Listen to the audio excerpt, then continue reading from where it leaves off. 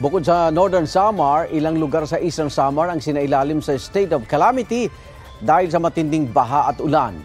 Yan ang mga bayan ng Hipapad at Arteche ayon sa lokal na pamahalaan. Baha pa rin sa 13 barangay sa Hipapad. Sa Northern Samar naman, humupa na ang baha sa ilang lugar ayon sa Provincial Disaster Risk Reduction and Management Office. Sa pinakuling tala ng probinsya, umabot na sa mahigit 300,000 ang inilikas dahil sa baha.